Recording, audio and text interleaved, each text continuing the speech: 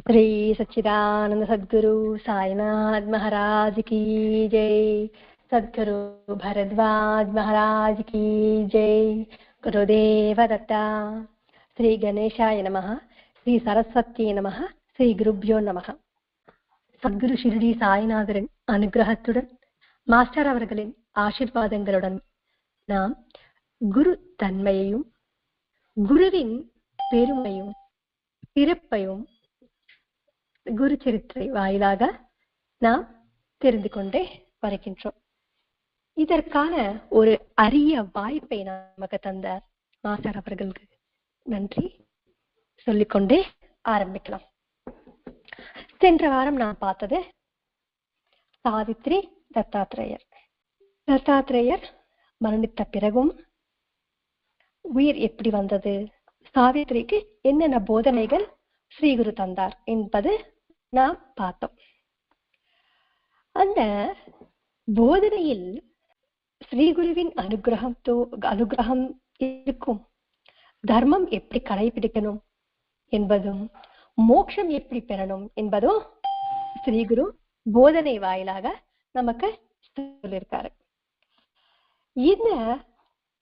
இப்ப நான் பார்க்க போற 36, 37வது அத்தியாயங்களில் சில முக்கியமான போதனைகள் ஸ்ரீகுருவின் லீலைகள் வாயிலாக சித்தர் விவரிக்க போறார்.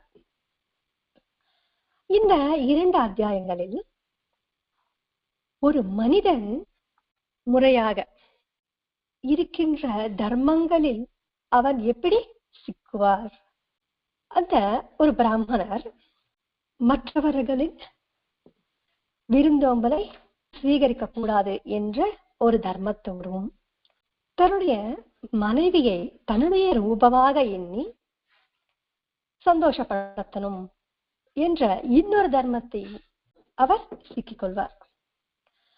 அப்பொழுது ஸ்ரீகுரு எப்படி விவேகமாக யோசிச்சு அதை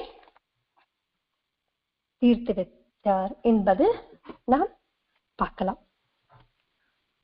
இன்னொரு விஷயம், ஆகார சுத்தம் சத்வ சுத்திகி, ஆகார சுத்தையால்தான் சத்வ சுத்தி வரும் என்பது சாஸ்திரம்.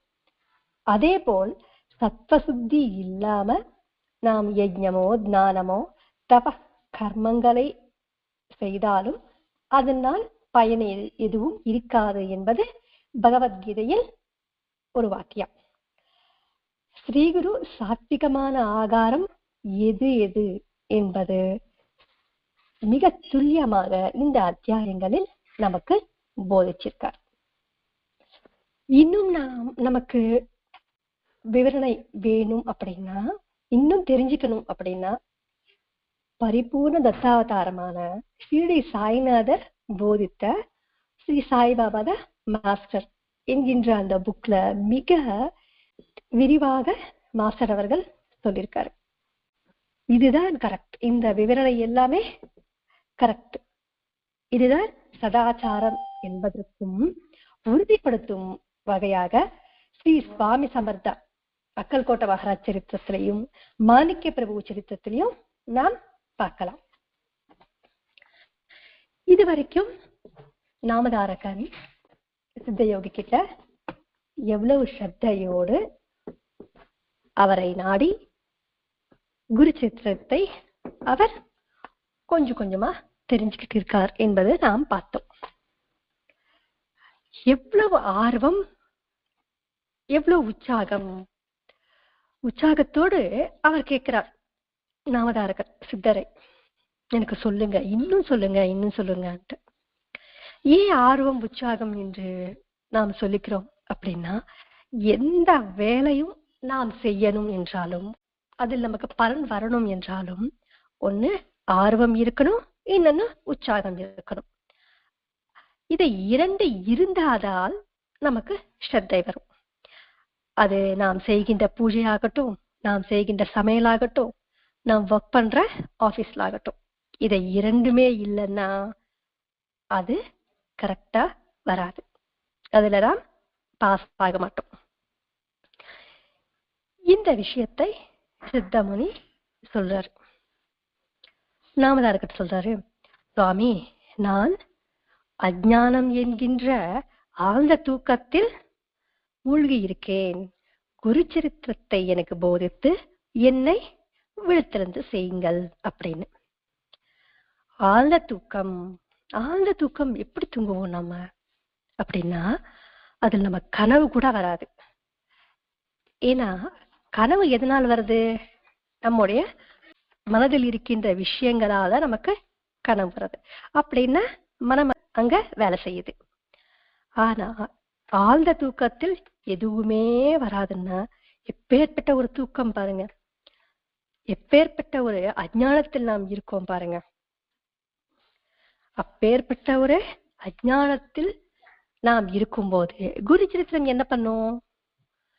நம்மை அலர்ட் செய்யும். எப்பவுமே தூங்கிக்கிட்டே இருக்கணுமா? இல்ல. அலர்ட் பண்ணும்போது நாம் முழிச்சுக்கிட்டு நாம் குரு சரித்திரத்தில் என்ன சொல்லியிருக்காங்களோ அதை நாம் கிரகிக்கணும்.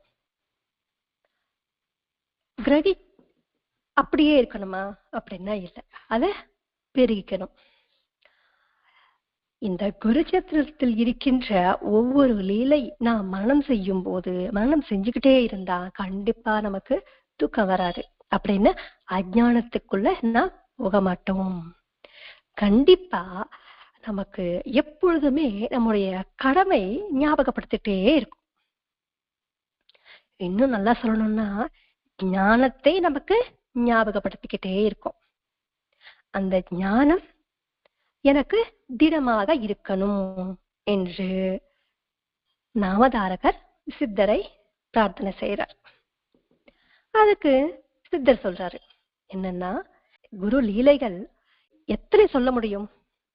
எவ்வளவுதான் நாம் விவரித்து கொண்டாலும் ஆனா இன்னும் அது குறையவே குறையாது, அது ஃபுல்லா முடியாது, வந்துட்டே இருக்கும் அப்படின்னு அவர் சொல்றார். அந்த கடவுளின் தன்மையை, அவரின் மகிமையை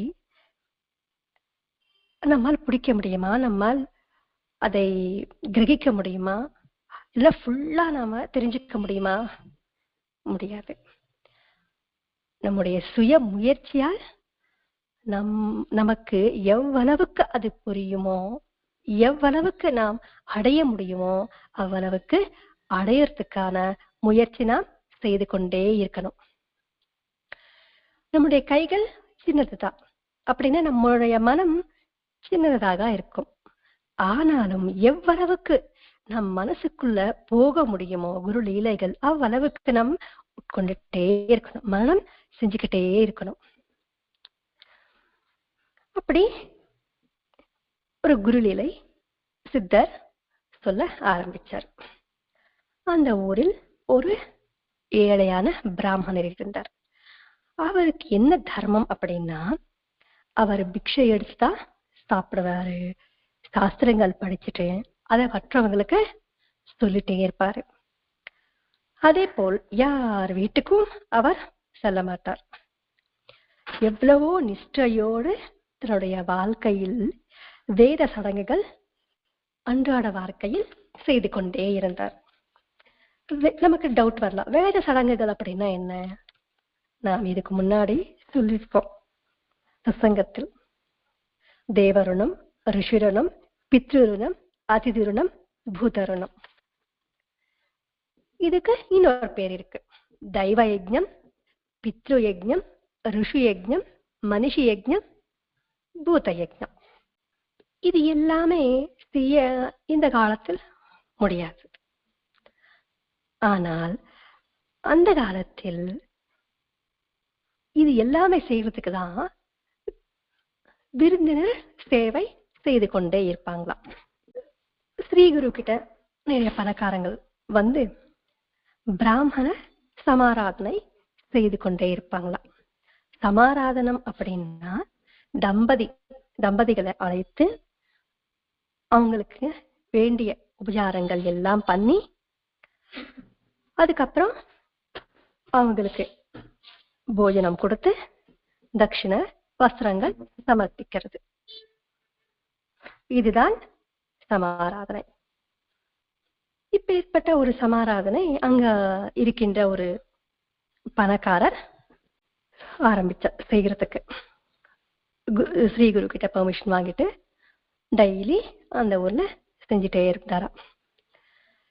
இந்த பிராமணர் இருக்காரு இல்லையா, எந்த வீட்டுக்கும் யார் வீட்டுக்கும் போகக்கூடாது அப்படின்ற ஒரு நியமத்தோடு நிஷ்டையாக இருந்தாரே, அந்த பிராமணரோட மனைவி என்ன சொல்றாங்கன்னா, டெய்லி பிக்ஷை தானே சாப்பிடணும், ஒரு வாட்டியாவது அந்த சமாராதனைக்கு போயிட்டு அங்க நல்ல சாப்பாடு சாப்பிட்டுட்டு அவங்க கொடுக்குற தட்சிணை வஸ்திரங்கள் எல்லாமே நம்ம வாங்கிட்டு வரலாமே, ஏன் என்ன கூட்டிட்டே போக மாட்டேங்கிற அப்படின்னு அவங்க கேக்குறாங்க. கேட்கும் போது இவர், உனக்காக என்னுடைய தர்மத்தை நான் விட முடியாது, நான் போக வேண்டாம், இதுவே நமக்கு சந்தோஷமா இருக்கு, இதுவே போதும் அப்படின்றார். ஆனாலும் அந்த அம்மையார் விடவே இல்லை. நீங்க வரலன்னா பரவாயில்ல, நான் மட்டும் போறேன், எனக்காவது அனுமதி கொடுங்க, பெர்மிஷன் கொடுங்க அப்படின்னு நச்சுட்டே இருந்தாங்களாம். சரி, நீ தானே போகணும், சரி நீ போ அப்படின்னு பெர்மிஷன் கொடுத்தாச்சு. சரி, இந்த அம்மாவும் அந்த சமாராதனை நடக்குது இல்லையா, அங்க போயிட்டு அந்த பணக்காரர்கிட்ட நான் மட்டும் வரலாமா இங்க அப்படின்னு கேட்கும் போது, இல்ல ஒருத்தரா வரக்கூடாது, தம்பதி சமேதமாக தான் வரணும் என்ற உடனே இந்த அம்மையார் ஸ்ரீகுரு கிட்ட வந்து, சுவாமி எனக்கு என்னமோ அங்க எல்லாம் போயிட்டு அங்க சாப்பிடணும், அவங்க குடிக்கிற தட்சிணை வஸ்திரங்கள் எல்லாம் வாங்கிட்டு வரணும் அப்படின்னு ஆசை இருக்கு, ஆனா என்னுடைய கணவர் வரமாட்டேங்கிறாரு, நீங்களாச்சு சொல்லி எனக்கு கொஞ்சம் என் கூட அனுப்பி வைங்க அப்படின்னு கேக்குறாங்க. சரி, உடனே ஸ்ரீகுரு என்ன பண்ணாருன்னா அந்த பிராமணரை கூப்பிட்டு, சரி இந்த வாட்டி என்னுடைய பேச்சு கேட்டு நீ உன்னுடைய மனைவியார அழைச்சிட்டு போயிட்டு வா அப்படின்றார். ஏன்னா கணவரின் தர்மம் என்ன, தன்னுடைய மனைவி என்ன கேட்டாலும் அதை நிறைவேற்ற வைக்கணும், இதுதான் அவரின் கடமை, அவரின் தர்மமும் கூட. எதற்கு இது தர்மம் அப்படின்றாங்க, பஞ்சபூதங்கள் சாட்சியாக கல்யாணம் செஞ்சுக்கிறாங்க.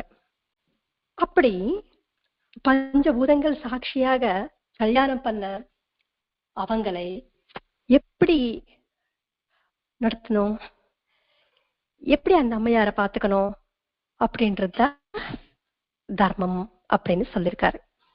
ஏன்னா புனிதமானது இந்த கல்யாணம், புனிதமான பந்தம் தான் இந்த தாம்பத்தியம். ஆகையால் தான் கணவருக்கு ஸ்ரீகுரு வந்து தர்மத்தை ஞாபகப்படுத்துறார். நீ கிரகஸ்தாசிரம தர்மத்தில் கண்டிப்பா நிறைவேற்ற ஆகணும், அதை நீ கடைபிடிச்சுதான் ஆகணும். நீ எந்த தர்மத்தில் இருக்கியோ அந்த தர்மம், நீ அம்மாவாக இருக்கியா அந்த தர்மம், நீ மனைவியாக இருக்கியா மனைவியின் தர்மம், நீ அக்காவாக இருக்கியா அந்த தர்மம், நீ மாமியாரா அந்த தர்மம், உனக்கு என்ன தர்மம் இருக்கோ, நீ எந்த போர்ஷன்ல இருக்கியோ அத நீ கண்டிப்பா தர்மத்தை நிறைவேற்றிதான் ஆகணும், அதுதான் கடவுளுக்கும் பிடிக்கும். சரின்ட்டு இவங்க என்ன பண்றாங்க, சந்தர்ப்பணைக்கு சமாராதனைக்கு போறாங்க.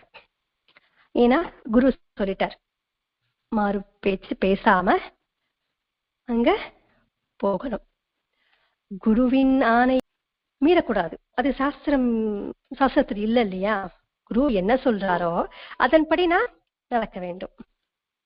ஏனென்றால் குரு சகல சாஸ்திரங்களும் தெரிஞ்சவர். ஆகையால் அவர் சொன்னதுக்கு அப்புறம் அதில் என்ன பலன் வந்தாலும், நல்ல பலன் வந்தாலும் வேற எந்த பலன் வந்தாலும் நமக்கு தெரியாது, அவரே அதற்கு பொறுப்பு. ஏன்னா அவர் சொன்னதுக்கு அப்புறம் மறுபேச்சு கிடையாது, அது என்ன வந்தாலும் அவர் பார்த்துப்பார். அதனாலதான் குரு ஆணையை மீறக்கூடாது என்று சொல்லியிருக்காங்க. நல்லா கவனிக்கிறோங்க, இந்த காலத்தில் இருக்கின்ற குரு கிடையாது. குரு அப்படின்னா எப்படி இருக்கணும், நிறைய வாட்டி நாம் சொல்லிட்டே இருக்கோம். குருவென்பவர் எப்படி இருப்பார் அப்படின்னு.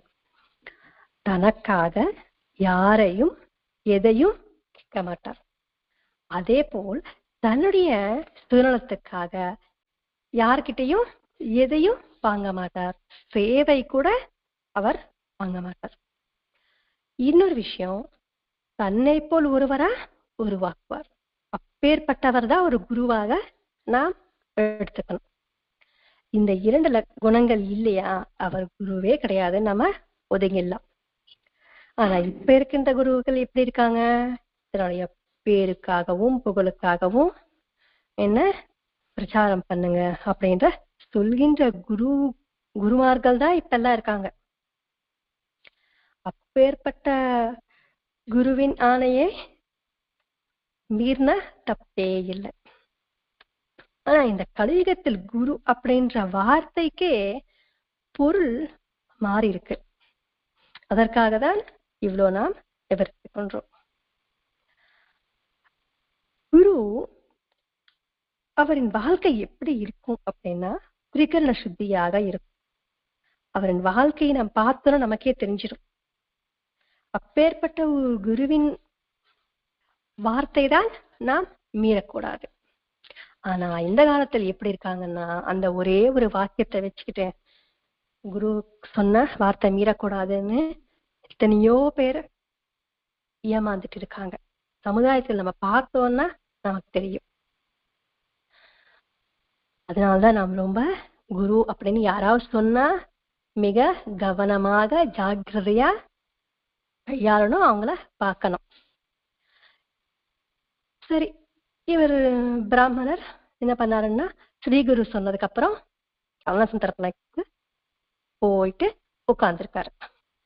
உட்கார்ந்த உடனே அந்த பிராமணர் மனைவிக்கு என்ன தெரியுதுன்னா அங்க எல்லாமே அரேஞ்ச் பண்ணிருப்பாங்க இல்லையா சாப்பாடெல்லாம், அதை ஒரு நாய் வாய் வைக்கிறது பார்த்துட்டாங்க. பார்த்த உடனே இந்த அம்மையார் ஐயோ இது அபவித்திரமான சாப்பாடு, நாய் தொட்டது நமக்கு எல்லாம் பரிமாறுறாங்க, அதை துரத்துட்டு நமக்கு பரிமாறுறாங்க, இது நம்ம சாப்பிடக்கூடாதுன்னு ஒரே கத்த ஆரம்பிச்சிட்டாங்க. உடனே இந்த பிராமணர் எழுந்திரிச்சுட்டு பாரு உன்னால என்னுடைய கர்மா எப்படி இருக்கு அப்படின்னு திட்டுட்டே ஸ்ரீகுரு கிட்ட வர்றாங்க. வந்த உடனே ஸ்ரீகுரு கேட்கிறார், என்னம்மா மற்றவர்களின் விருந்தோம்பலை ஆனந்தத்தோடு அனுபவித்தாயா அப்படின்னு. உடனே அழுக வந்துருச்சு இந்த அம்மாவுக்கு. ஐயோ நான் தெரியாம தவறு செஞ்சுட்டேன், இந்த தப்பை நீங்க தான் சரி செய்யணும். தெரியாம என்னோட கணவரையும் அங்க கூட்டிட்டு போயிட்டேன், என்னோட கணவருக்கும் விரத பங்கம் ஆயிடுச்சு அப்படின்னு அந்த அம்மையார் அழுகுறாங்க. இவரும் என்ன சொல்றாருன்னா நான் யார் வீட்டுக்கும் போகாம இருந்தேன், உன்னால பாரு என்னோட விரதம் பங்கம் ஆயிடுச்சு, இதுக்கு என்ன பரிகாரம் அப்படின்னு இவர் கஷ்டப்படுறாரு. அப்ப ஸ்ரீகுரு சொல்றாரு, சரி விடுப்பா, இன்னையிலிருந்து அந்த அம்மா உன்னை தொல்லை பண்ண மாட்டாங்க. அந்த அம்மையாருடைய சந்தோஷத்துக்காக உன்னுடைய தர்மத்தை தான் நீ செஞ்ச, அதனால உனக்கு எவ்விதமான தோஷமும் வராது என்று அவர் சொல்றார். இனிமே அந்த அம்மாவும் உன்னை எதுவும் கேட்க மாட்டாங்க, எனக்கு தெரிஞ்சிச்சு இல்ல யார் வீட்டுக்கும் போக கூடாது அப்படின்னு, அதனால உன்னை தொல்லை பண்ண மாட்டாங்க அப்படின்னு சொல்லிட்டாங்க. கணவர் தன்னுடைய மனைவிக்காக என்ன பண்ணாரு, அந்த மனைவியின் சந்தோஷத்துக்காக தர்மப்படிதான் அவர் நடந்துக்கிட்டாரு, அதனால் உனக்கு எவ்விதமான பங்கமும் வராது என்று ஸ்ரீகுரு சொன்னார். இன்னும் நிறைய விஷயங்கள் சொன்னார். என்னன்னா எப்பவாவது தேவா பித்ரு காரியங்களில் விருந்தினர் யாரும் கிடைக்கலன்னா அப்ப நீ போயிட்டு நீ விருந்தோம்பல் இருக்கிறதுனால உனக்கு எந்த விதமான தோஷம் வராது. அப்படின்னா தெய்வ காரியங்கள் நடக்கும்போது, பித்ரு காரியங்கள் நடக்கும்போது விருந்தினருக்கு சாப்பாடு பரிமாறதுக்கு அப்புறம் தான், அவர் சாப்பிட்டதுக்கு அப்புறம் தான் மற்றவர்கள் சாப்பிடணும் என்று சாஸ்திரம். இப்ப யாருமே கிடைக்கலன்னா அவங்களுக்கு தோஷம் வந்துடும் இல்ல. அதனால அப்பேற்பட்ட ஒரு இடத்துக்கு நீ போய் சாப்பிட்டாலும் உனக்கு எந்த விதமான கஷ்டம் வராது, தோஷம் வராது. ஏன்னா அவங்களுக்கு புண்ணியம் வருது. நீ போய் சாப்பிட்டதுனால அவங்களுக்கு புண்ணியம் வருது. அந்த புண்ணியத்தினால உனக்கு நல்ல பலன் தான் வரும். அப்படி இல்லாம நீ அவங்க ஏதோ நினைச்சுக்க போறாங்க, அவங்க ஏதோ சொல்லிட்டு போறாங்க அப்படின்னு அவங்க வீட்டுக்கு போய் சாப்பிட்டாதான் உனக்கு தோஷம் வரும். உன்னுடைய விரதம் கெட்டாலும் உனக்கு நல்ல பலன் தான் வரும். ஏன்னா அவங்களுக்கு புண்ணியம் வரும், அதனால உனக்கும் புண்ணியம் வரும். இன்னும் டவுட் வருது, சரி யார் யார் வீட்டுக்கு நாம் விருந்தினராக செல்லணும், எங்க போகக்கூடாது அப்படின்னு இவர் கேட்கும்போது குரு வந்து நீட்டா எக்ஸ்பிளைன் பண்றாரு. என்னன்னா, நம்முடைய குரு வீட்டுல சாப்பிடலாம். அதே போல் ஆச்சாரமாக இருக்கிறவங்கள வீட்லயும் சாப்பிடலாம். அத்தை, மாமா, அதுக்கப்புறம் நம்ம கூட பிறந்தவங்க அவங்க வீட்லயும் நான் சாப்பிடலாம். தாய் தந்தை கிட்ட சேவை செஞ்சுக்கிறவங்க, கணவர் குழந்தை மனைவியை விட்டுட்டு இருக்கிறவங்க, மனைவி பசங்களை துன்புறுத்துறவங்க, அதே போல் பேருக்காகவும் புகழுக்காகவும் தானம் பண்றவங்க, கோபத்தோடு இருக்கிறவங்க, பாவம் செய்யறவங்க, இவங்க வீட்டுக்கு போகக்கூடாது. கஞ்சன், அதுக்கப்புறம் சாப்பாடு குளிக்காமலே சாப்பிடுறவங்க, பகவன் நாமத்து மேல எந்த விதமான ஸ்ரத்தையும் பக்தியும் இல்லாதவங்க, பாரபட்சத்தோடு அநியாயத்தை சொல்றவங்க, ஸ்வதர்மத்தை விட்டுட்டவங்க, அதுக்கப்புறம் குரு சாதுக்களை நிந்த செய்பவர், அவர் குலதெய்வத்தை பூஜிக்காம இருக்கிறவங்க, பகவானுக்கு எந்த நிவேதனம் செய்யாம தான் மட்டும் போஜனம் செய்யறவங்க, இப்பேற்பட்டவங்க வீட்டுல நீ போஜனம் செய்யக்கூடாது. அப்பேற்பட்ட அவங்க வீட்டுல நீ செஞ்சா உங்களுக்கு பாவம் வரும். இதுக்கெல்லாம் பெரியசா நமக்கு விவரணை தேவையில்லை. இங்க நாம கவனிக்க வேண்டியது என்னன்னா, பாவம் தான் முக்கியம். அவர் எந்த பாவனையோடு நமக்கு விருந்த தராங்களோ அந்த பாவனை வைப்ரேஷன் தான் நம்மை தாக்கும். நிறைய சத்சங்கத்துல நாம் விவரிச்சுட்டு இருக்கோம். என்னன்னா, காந்தி மகானின் கதை. நம் மனதுக்குள்ள என்ன பாவங்கள் இருக்கோ அந்த பாவனைகளாகட்டும், அந்த வைப்ரேஷன்களாகட்டும், அந்த பொருள் மேலையோ, அந்த ஒருவர் மேலையோ, இல்ல சூழ்நிலைகள் மேலையோ தாக்கும். நம்ம குழந்தைக்கு சொல்லுவோம், நல்லவங்களோட பழகு, கெட்டவங்களோட பழகாத. ஏன்? கெட்டவங்களோட பழகுனா அவங்களின் குணம் நமக்கு வந்துடும். அதனால்தான் நம்ம வேண்டாம்னு சொல்வோம். அது நேச்சுரல், அது இயற்கை. காந்தி மகான் ஒரு வாட்டி ஜெயிலுக்கு போவார் ஒரு மீட்டிங்காக. போகும்போது அங்க மீட்டிங் நடந்துட்டே இருக்கும், இவர் ஸ்பீச் கொடுத்துட்டே இருப்பார். அங்க ஒரு தூக்கு தண்டனை கைதி, அவருக்கு நெக்ஸ்ட் டே தூக்குல போடணும், தூக்கு தண்டனை நிறைவேற்றணும். அவருக்கு என்ன கடைசி ஆசை அப்படின்னு கேட்கும்போது, நான் காந்தி மகானுக்கு ஒரு டீ கொடுக்கணும், என் கையால டீ கொடுக்கணும் அப்படின்னு சொல்லும் போது, சரி கடைசி ஆசை தானே, சரி செஞ்சு கொடுன்னு சொல்லும் போது அவரு டீ செஞ்சிடுவாரு, காந்தி மகானுக்கு கொடுப்பாங்க, அவரு குடிச்சிடுவாரு. குடிச்சதுக்கு அப்புறம் அவ்வளோ நேரம் வரைக்கும் நம்ம அஹிம்சையை கடைபிடிக்கணும், தர்மத்தோடு தான் இருக்கணும் அப்படின்னு சொல்லிட்டே இருந்தவரு அந்த டீ குடிச்சதுக்கு அப்புறம் என்ன சொல்வாருன்னா, நாம் ஹிம்சையா கூட சுதந்திரத்தை வாங்கலாமே அப்படின்ற வாக்கியம் வந்துருமா வாயிலிருந்து. அதுக்கப்புறம் இவர் அலர்ட் ஆயிட்டு, ஏன் நம்ம இது வார்த்தை சொன்னோம், நம்ம என்ன பண்ணோம் அப்படி ரீகால் பண்ணும்போது அப்பதான் டீ குடிச்சிருப்பாரு. யார் டீ வச்சது, யார் கொண்டு வந்தது அப்படின்னு கேட்கும்போது அவங்க சொல்லிருப்பாங்க, இந்த மாதிரி ஒரு தூக்குதண்டி தண்டனை கைதி வந்து டீ போட்டாரு, அந்த டீ தான் நீங்க குடிச்சீங்க.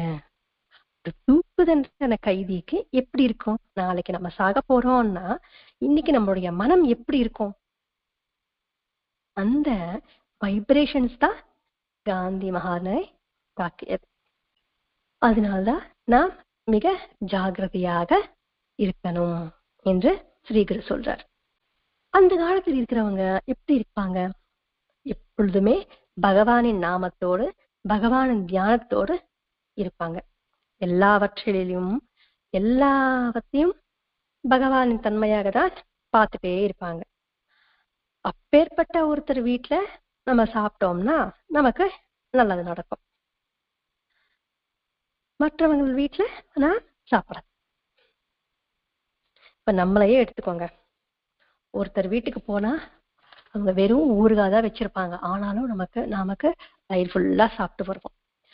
இதே இன்னொரு வீட்டுல போனா சாப்பிடவே தோணாது, பசியும் வராது. ஏன்னா அங்க நமக்கு பிடிக்காது.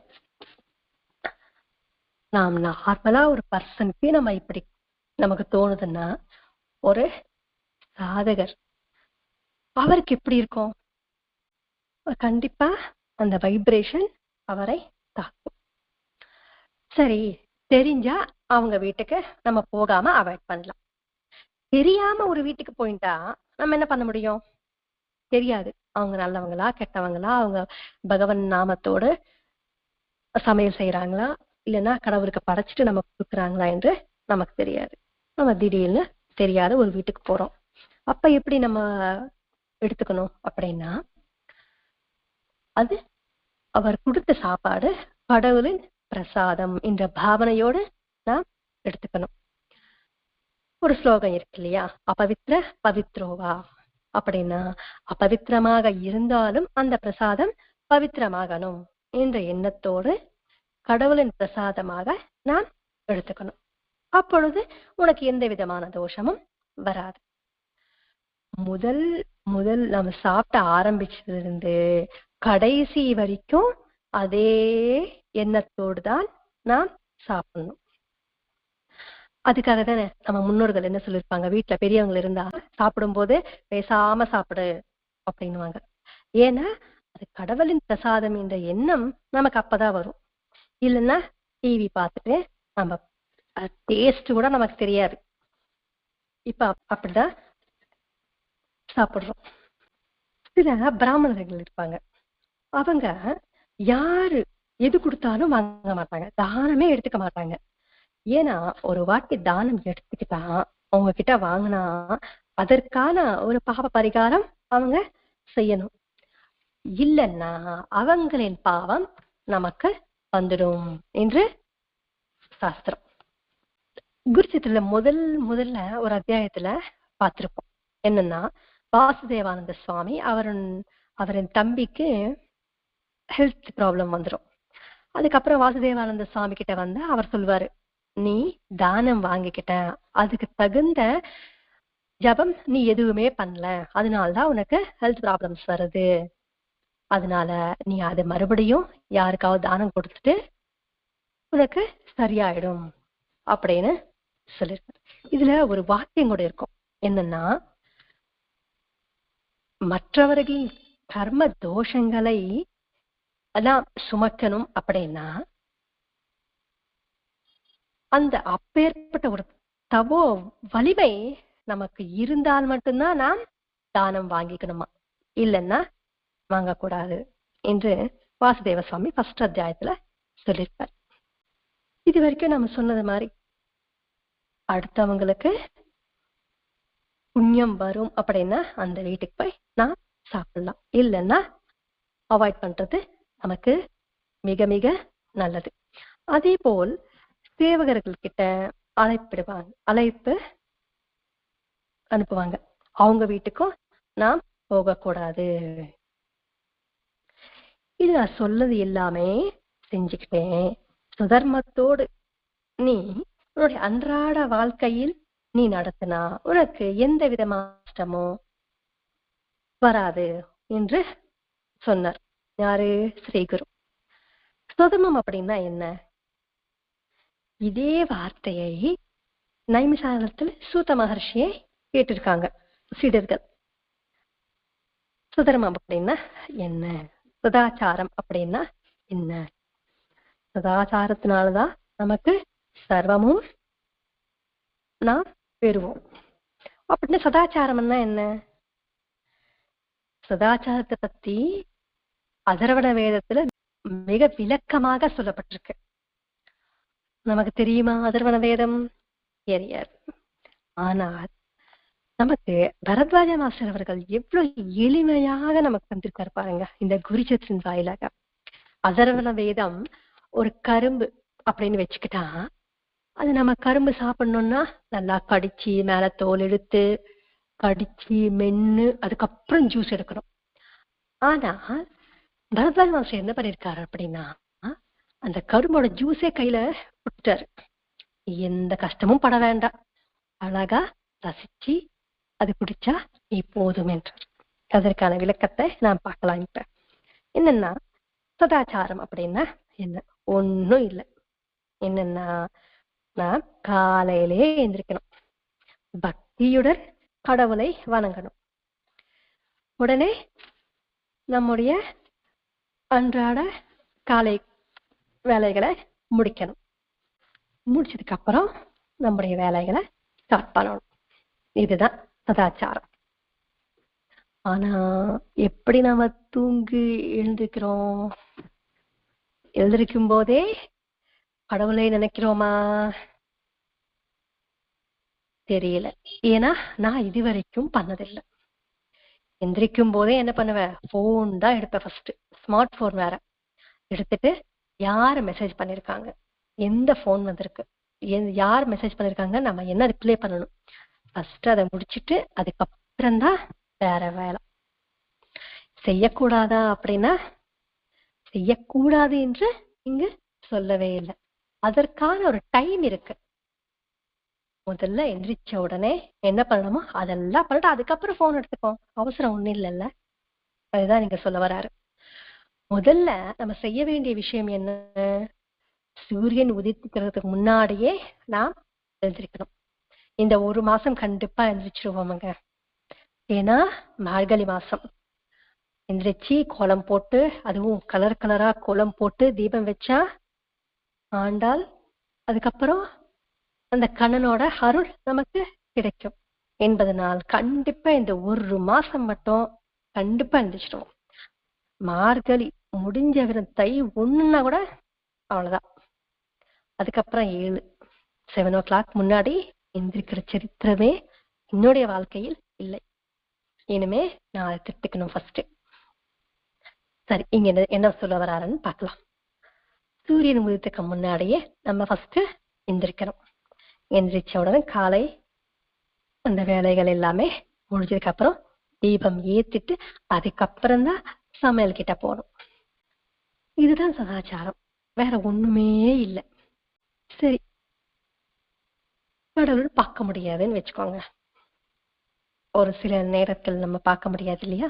அந்த நேரத்தில் என்ன பண்ணணும்? கடவுள் தான் நம்ம உள்ளங்கையில் இருக்கார் என்று எண்ணி நம்முடைய உள்ளங்கையில் பார்க்கணும். அதுக்கப்புறம் பூமாதேவிக்கு நமஸ்காரம் பண்ணணும். எதுக்கு பூமாதேவிக்கு நமஸ்காரம் பண்ணணும்? நான் இன்னைக்கு ஃபுல்லா உன்னை மிதிச்சுட்டு நடக்கிறேன், உனக்கு எவ்வளோ கஷ்டம் வருது, கஷ்டப்படுத்துறேன், அதனால என்ன மன்னிச்சுடுங்க, நான் உங்களை கஷ்டப்படுத்துறேன் அப்படின்னு ஒரு நமஸ்காரம் போட்டுட்டு நம்முடைய வேலைகளை ஸ்டார்ட் பண்ணலாம். அதுக்கப்புறம் ஆச்சமனம். ஆச்சமனத்துக்கு கண்டிப்பா தண்ணி வேணும். தண்ணி இல்லையா, நம்முடைய வலது காதை நான் தொட்டாலே போதும். ஏன்னா அந்த காதில் கங்கை இருப்பாங்க. அதனால அந்த ஆச்சமனம் செய்யும் போது முதல்ல நாம் கும்பிட வேண்டியது நம்முடைய குலதெய்வத்தை தான். இதுதான் சதாச்சாரம். என்று சொல்லியிருக்காங்க. இந்த பூஜை 3 வேளையும் பண்ணணும். 3 வேளையும் பகவானை பூஜை பண்ணணும். இல்லையா, ஒரே ஒரு வேளை ஷோடசோபசார பூஜை செய்தாலும் போதும். அதுக்கு வேண்டியது பொருட்கள் எல்லாமே நம்ம கண்டிப்பா அந்த பக்கத்திலேயே வச்சுட்டு அதுக்கப்புறம் ஸ்டார்ட் பண்ணணும். ஆனா நான் என்ன பண்ணுவேன் தெரியுமா, லலித சஹஸ்ரநாமம் படிக்கணும் அப்படின்ட்டு உட்கார்ந்துருவேன். உட்கார்ந்துட்டு புக் எடுத்துட்டு வாங்க, தண்ணி எடுத்துட்டு வாங்க அப்படின்னு என்னுடைய கணவருக்கு ஆர்டர் போடுவேன். இப்பதான் தெரியுது அதெல்லாம் தப்பு, செய்யக்கூடாது. பூஜைக்கு உட்கார்ந்துருக்கு முன்னாடியே எல்லாமே அரேஞ்ச் பண்ணிட்டு தான் நம்ம உட்காரணும். சரி, ஏன் கடவுள் நமக்கு நம்ம பூஜை செய்யணும்? கடவுள் நம்ம கண்ணுக்கு தெரியறாரா? இல்ல. அப்பேற்பட்ட ஒரு கடவுளை நாம் ஏன் பூஜை செய்யணும் இந்த கேள்வியும் நமக்கு வரலாம். நமக்கு இந்த மானிட பிறவி வருவதற்கு காரணமாக இருக்கிறதே கடவுள் தான். அவரை பூஜை செய்யாம இருந்தா நம்ம கண்டிப்பா நரகம் வரும். பூஜை என்றது பூக்கள் போட்டு தூபம் ஏத்தி சாம்பிராணி இதெல்லாம் கிடையாது, பிரசாதம் இதெல்லாம் கிடையாது. ஒரு நன்றி, இந்த பஞ்சபூதங்களான இந்த தேகத்தை எனக்கு தந்திருக்க, எனக்கு இந்த மானிட பிறவி வந்தது, இதற்காக உனக்கு ஒரு நன்றிய சொல்லிக்கிறேன் அப்படின்றதுதான் பூஜையே தவிர பிரசாதங்கள் வைக்கிறதோ இல்லைன்னா வைக்கிறதோ மலர்களால பூஜை பண்ணதோ பூஜை கிடையாது. நரகம் என்றாங்க, நரகம் கண்டிப்பா வந்துருமா அப்படின்னா, நரகம்ன்றது என்ன? ஒரு நன்றியே இல்லாத ஒருத்தரோட மனம் எப்படி இருக்கும்? ஒரு பஸ்ல சீட்டு நம்ம கொடுத்தாலே என்ன சொல்லுவோம்? தேங்க்ஸ் சொல்லுவோம். பஸ்ல எவ்வளவு நேரம் பயணம் பண்ணுவோம்? ஒரு 1/2 hour, 1 hour, இல்லைன்னா 4 மணி நேரம். சரி, 4 மணி நேரத்துக்கே நீ ஒரு தேங்க்ஸ் சொல்ற. எவ்வளவு நாள் இந்த பூமியில் நீ வாழ்வ? அவ்வளோ காலம், ஒரு 60 years வச்சுக்கோங்க. 60 years நம்ம வாழணும்னா எவ்வளவு வாட்டி நம்ம தேங்க்ஸ் சொல்லணும்? அந்த தேங்க்ஸ் கூட சொல்லாம இருந்தா அவர் ஒரு மனுஷனா இருக்க முடியுமா? இருக்க முடியாது. அவரின் மனம் எப்படி இருக்கும்? நம்ம சொல்லுவோம் நன்றி கெட்டவன் அப்படின்னு. அப்படி ஒரு நன்றி கெட்ட வாழ்க்கையா நம்ம வாழணும்? இல்லை. அப்படி வாழ்வதுதான் நரகம் என்று சொல்றாங்க. அந்த நன்றியோடு இந்த தேகம் வந்ததுக்கு நன்றியோடு காலையிலேயே எந்திரிச்சு கடவுளை கும்பிடணும். எப்படி? இன்னைக்கு நான் முழிச்சிட்டேன், இந்த உலகத்தை பார்க்கறதுக்கான ஒரு வாய்ப்பை எனக்கு நீ தந்தாய் என்ற ஒரு நன்றிய சொல்லிக்கொண்டே நம்ம எந்திரிச்சிட்டோம்னா அந்த நாள் முழுக்க எப்படி இருக்கும்? ஒரு உற்சாகமாக இருக்காது, ஒரு சந்தோஷமாக இருக்காது. ஒரு தேங்க்ஸ் சொல்லிட்டோம் அப்படின்னு. ஒரு சின்ன நாய்க்கு நன்றி விசுவாசம். ஒரு தெருவுல போற ஒரு நாய்க்கு ஒரு நாள் ஒரு சின்ன பிஸ்கெட் துண்டு போடுங்க, நெக்ஸ்ட் டே அந்த வீதியில நம்ம போனா நம்ம பின்னாடியே வரும். நம்ம வீட்டுல ஒரு நாய் வளர்க்குறோம் அப்படின்னா அந்த நாய் அந்த எஜமானருக்கு எவ்வளவு விசுவாசமாக இருக்கும், எவ்வளவு நன்றியோடு இருக்கும். ஏதாவது கஷ்டம் வந்தா தன்னுடைய உயிரை கூட கொடுக்கறதுக்கு அது ரெடியா இருக்கும். ஆனா நமக்கு இவ்வளோ ஒரு அரிய வாய்ப்பான ஒரு மனித பிறவி நம்ம கொடுத்திருக்காரு. நமக்கு பேசுகின்ற திறனை கொடுத்திருக்காரு, படிக்கிறதுக்காக ஒரு வாய்ப்பை கொடுத்திருக்காரு, கோவிலுக்கு செல்லக்கூடிய ஒரு வாய்ப்பு கொடுத்திருக்காரு. எந்த உயிருக்காவது இந்த வாய்ப்பு இருக்கா? இல்லை. இதற்காவது நம்ம நன்றியோடு இருக்க வேண்டாமா? பூஜை செய்யணுமா வேண்டாமா? பூஜை என்ன? என்ற வெறும் நமஸ்கார், ஒரு தேங்க்ஸ், அவ்வளவுதான். இதுலயும் இந்த பூஜையிலும் எது சிரேஷ்டமானது, எது சிறந்தது அப்படின்னா குருவின் பூஜை தான் சிறந்ததா. ஏன் அப்படின்னா திரிமூர்த்தி ஸ்வரூபமாக குரு இருப்பார். அவர்தான் பிரம்ம விஷ்ணு மகேஸ்வரின் நிலை. மூவரின் நிலை நம்ம ஒரே ஒரு குருவுல நாம் பார்ப்போம். அதனால குருவின் பூஜை மிக சிறந்தது என்று சொல்லியிருக்காங்க. அப்பேற்பட்ட ஒரு குரு நமக்கு என்ன பண்ணுவார்? நல்ல யோசனைகளும் நல்ல பாவனைகளும் நல்ல விதமான ஆச்சாரங்களும் சம்பிரதாயங்களும் நமக்கு சொல்லிக் கொடுப்பார். அதே போல நமக்கு நம்முடைய யோசனைகளும் நல்ல விதமாக தான் வர செய்வார். நல்லது அப்படின்னா என்ன? நல்லது நல்லதுன்னா நல்லது, நல்லதுன்னா நல்லது கிடையாது, சத்தியம். அதற்கு இன்னொரு பொருள் சத்தியம், உண்மை, வாஸ்தவம். எது இருக்கோ அதுதான் சத்தியம். அப்பேற்பட்ட ஒரு குருவை தான் நான் பூஜை செய்யணும். குருதான் சகல தேவதா ஸ்வரூபம்.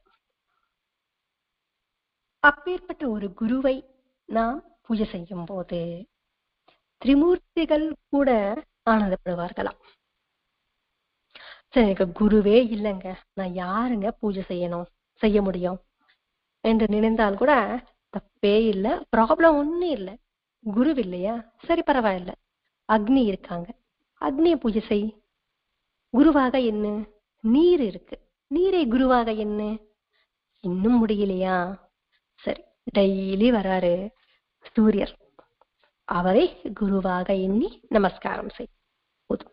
எத்தனை ஆப்ஷன்ஸ் கொடுக்குறாங்க பாருங்க. நமக்கு நம்ம தப்பிக்கிறதுக்கு வாய்ப்பே இல்லாம மடக்குறாரு.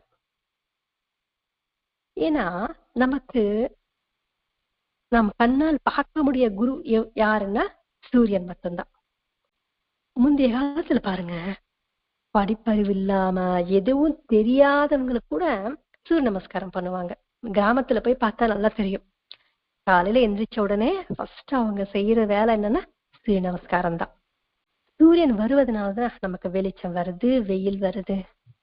இல்லைன்னா நம்ம அன்றாட வாழ்க்கையில் ஏதாவது நடக்குமா? ஒன்னும் நடக்காது. வெளிச்சமே இல்லைன்னா எந்த காரியமும் நடக்காது. ஆனா நம்ம என்ன பண்றோம்? சூரியன் வந்ததுக்கு அப்புறம் 7 மணிக்கு எந்திரிக்கிறோம். ஒரு பெரியவர் நம்ம வீட்டுக்கு வரார் அப்படின்னா நம்ம என்ன பண்ணுவோம்? ஒரு 4 மணிக்கு காலையில 4 மணிக்கு வராரு அப்படின்னா ஒரு 1 ஹவருக்கு முன்னாடியே எழுந்திரிச்சு குளிச்சுட்டு வீடெல்லாம் பெருக்கிட்டு சுத்தப்படுத்திட்டு அவர் வரத்துக்கு முன்னாடியே ரெடியா இருப்போம். கதை ஓபன் பண்ணிட்டு ரெடியா இருப்போம். ஒரு மகானுக்கு இப்படி நம்ம பார்க்கும்போது நம்ம எல்லாருக்கும் கடவுளான சூரிய பகவான் வருவதற்கு முன்னாடியே நம்ம எந்திரிக்க வேண்டாமா? அவரை அழைக்க வேண்டாமா? அவரை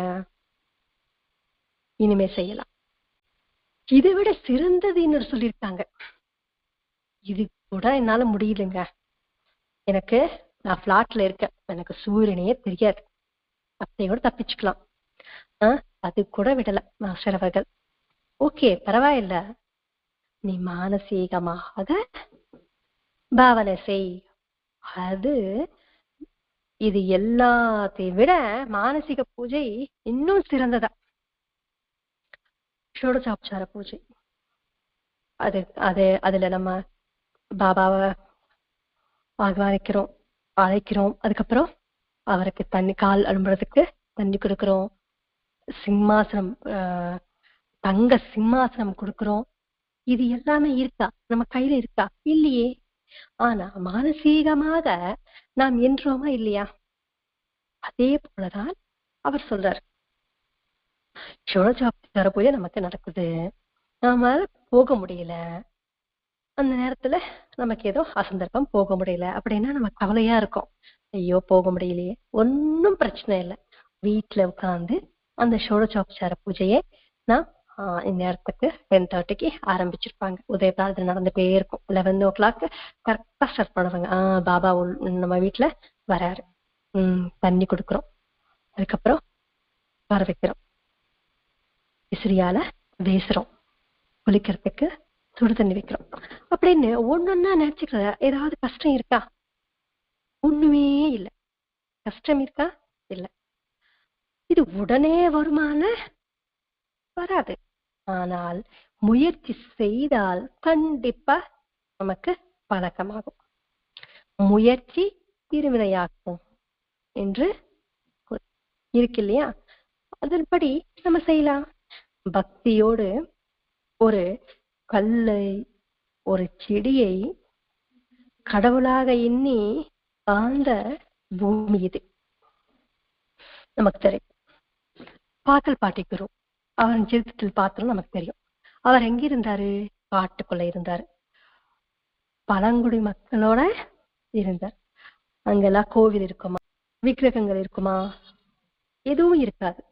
ஏதாவது கஷ்டம் வந்து சொல்ல உடனே என்ன பண்ணுவார் தெரியுமா? பாக்கல் பாட்டி குரு ஒரு களை நட்டுவாரு, மஞ்சள் குங்குமம் வைப்பாரு, ஒரு பூ போடுவாரு. உனக்கு ஏதாவது கஷ்டம் வந்ததா ராமர் நீ சொல்லிக்கோ, உன்னுடைய கஷ்டம் தீர்ந்துடும் அப்படின்னு சொல்வாரு.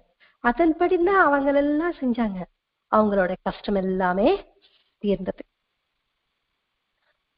நம்ம வீட்டுல யாராவது நம்ம கேட்டா ஏன் செடியை கும்பிடணும், மரத்தையே கும்பிடணும்னு நம்ம கிட்ட பதில் இருக்கான்னா இல்ல. சிம்பிள், ஒண்ணுமே இல்லை.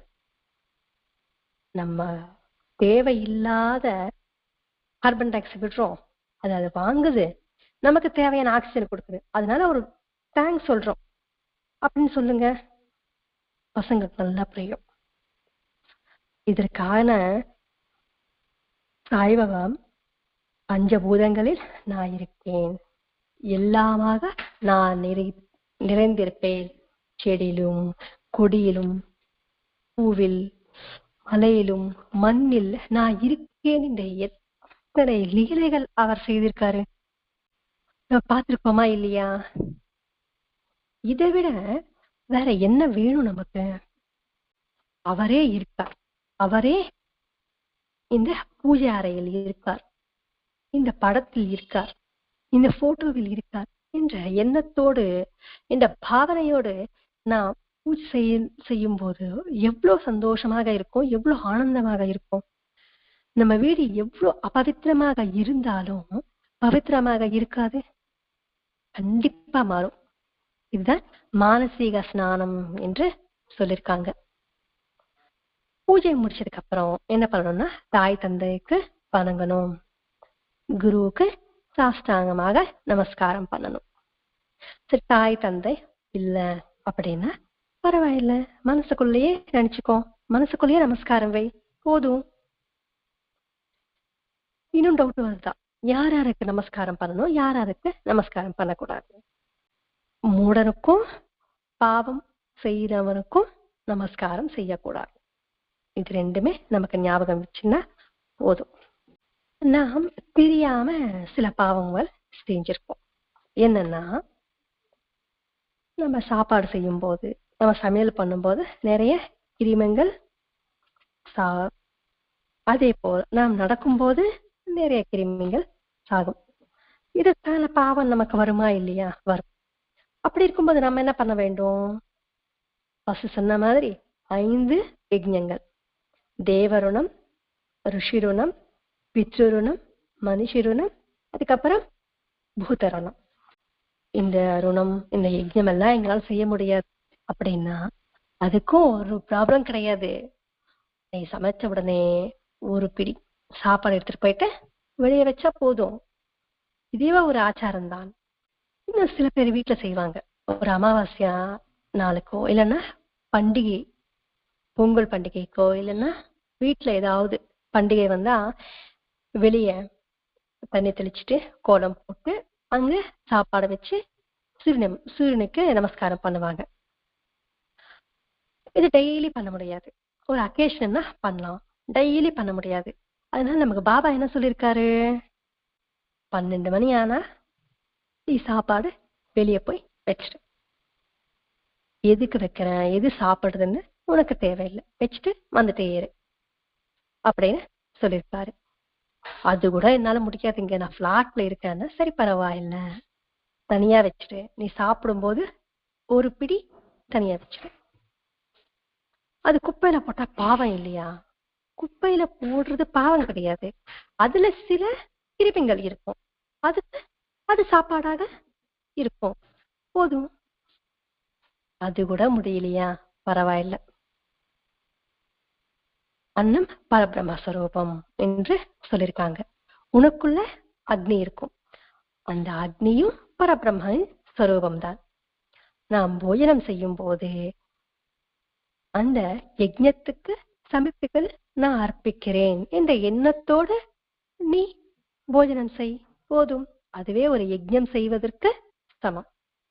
சாயங்காலமாச்சா புராணங்கள், சத்கிரந்தங்கள் பெரியோர்கள் வாயிலாக நான் கேட்கணும். இதற்கான ஒரு அரிய வாய்ப்பு நமக்கு தந்திருக்கார் மாஸ்டர் அவர்கள். நமக்கு தெரியாமலேயே நம்ம செஞ்சுட்டே இருப்போம். வாரத்துக்கு 2 முறை சாயந்தரம் 7 o'clock ஷார்ப்பா சத்சங்கம்.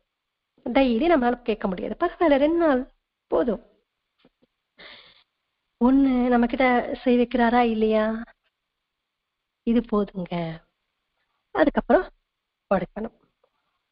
படுக்கும்போது படக்கு தலை வச்சு படுக்கக்கூடாது.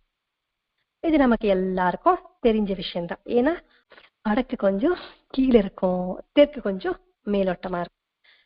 நம்ம ஆப்போசிட்ல படிச்சா பிரீத்திங் ப்ராப்ளம்ஸ் நமக்கு வரலாம். அதனால வடக்குல படுக்க கூடாது. அதே மாதிரி ஈஸ்ட்லயும் நம்ம படுக்க கூடாது. எங்க படுக்கணும்? மேற்குல தலை வச்சு படுக்கணும். சயின்ஸ் பிரகாரம் நம்ம எடுத்துக்கிட்டா கூட நமக்கு தெரியும்.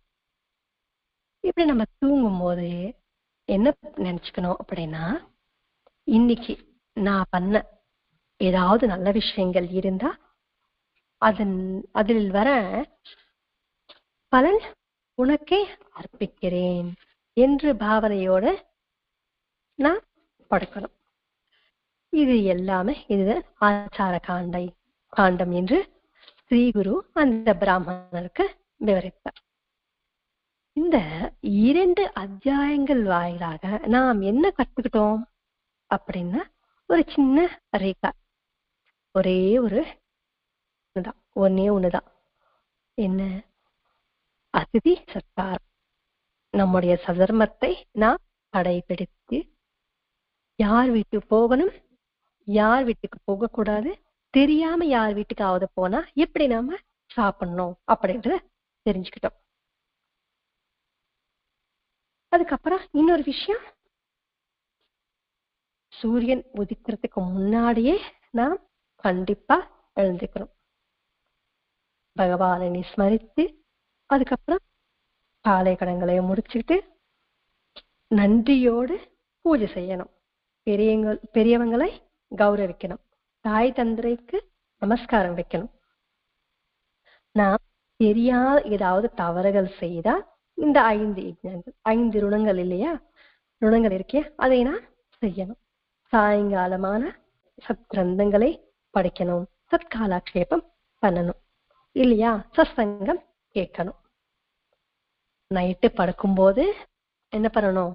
எல்லாமே கடவுளுக்கு அர்ப்பணிக்கிறேன் என்ற பாவனையோடு அவரை தியானித்து கொண்டே படுக்கணும்.